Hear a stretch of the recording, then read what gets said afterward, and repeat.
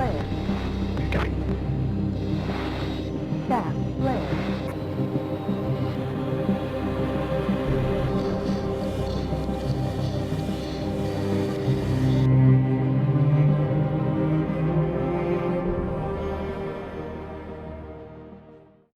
Today is the first lesson of what I'm going to call the Eagle program.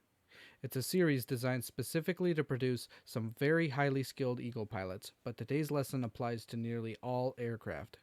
Stick around till the end for a very special announcement. We will be covering rate fighting in the F-15 Eagle. This video assumes you have a very basic knowledge of BFM, so we will be going into great detail about the two-circle fight today. The Eagle is a fantastic rate fighter, possibly even better than the Viper. Its powerful engines allow it to quickly gain speed and transition from a slow fight at altitude to a high-speed rate fight. If you're watching this video, you likely already know what a two-circle fight is, but to put it simply, a two-circle, or a rate fight, is a nose-to-tail fight where both aircraft try to turn at their maximum sustained rate speeds in order to come around the circle and gain a position on the enemy's six. The name of the game is patience here. It can take a long time to outrate your opponent, especially if they know what they're doing. Here's how you do it. The F-15 rates at 21 degrees per second at 400 knots. Keep your speed around 400 by staying on full burner and pulling until you are no longer gaining or losing speed. This is very difficult to master, and you will end up overspeeding sometimes. Once the Eagle starts accelerating, it does so at an increasing rate, so it can really run away from you.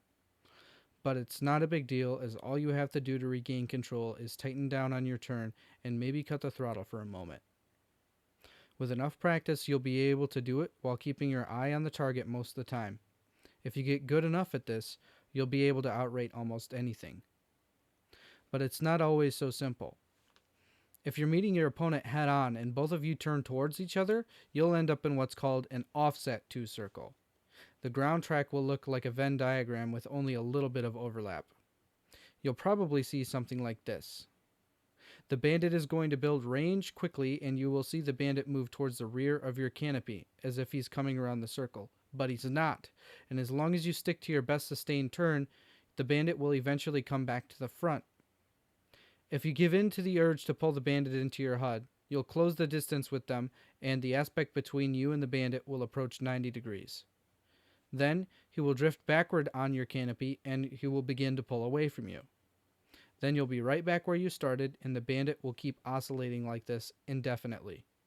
This is usually not recommended as a way of getting a gunshot solution on your target, because even if you begin to pull lead pursuit, the bandit can still tighten down, and then you'll be far slower than you want to be, forcing you to extend more, and you'll be right back where you started. Or, in extreme cases, the bandit may see this as an opportunity to reverse his turn and force you into a one-circle. The way to properly move in for the kill is by aligning those turn circles. You can do this with a turn circle extension. All a turn circle extension really is easing out of the turn to move the center of the turn a little bit closer to the center of your bandit circle. So if you flew in a straight line here for a couple of seconds, you would move the circle to overlap with the bandit circle. But it has to happen in this position.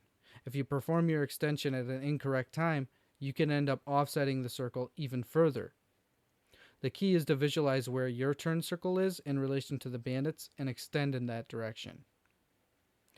Sometimes, when you're winning and the circle is not very far offset, the offset can be corrected entirely in one go by yo-yoing up when you notice the aft movement on your canopy. Or, when you have the extra speed to cash in, just pull tighter for a moment. In the Eagle, you will have excess engine power to stay above your opponents as you rate. As tempting as it may be to rate at a high altitude and watch your opponents fall out of the sky or fall behind you, you shouldn't do this. The first reason being that your optimal rate performance is on the deck, but that's not quite as important as the fact that leaving space below you for the bandit to maneuver is incredibly dangerous. If your opponent doesn't have the energy to loop upwards to cut through your turn circle, they can go down instead. And when they do this, they can quickly put you on the defensive. Even if they don't have the speed to keep up with you after that maneuver, they may still be able to get guns on target before you pull away from them. Not to mention, in a real fight, you probably won't know if your opponent has any missiles to shoot at you, so it's best to take that option away from them by spiraling down to the deck until you reach the deck. If you ever find yourself losing a rate fight, the best thing to do is to offset the circle as much as possible. You can do this by extending away from the opponent's circle rather than towards it. Or you can do this by performing a sort of yo-yo maneuver, where you'll go up and come back down while still turning. You may need to do this a few times to have enough offset to work with, so keep track of a landmark to indicate where you start to pitch up and down so that you can do it in the same spot every time and build that offset efficiently.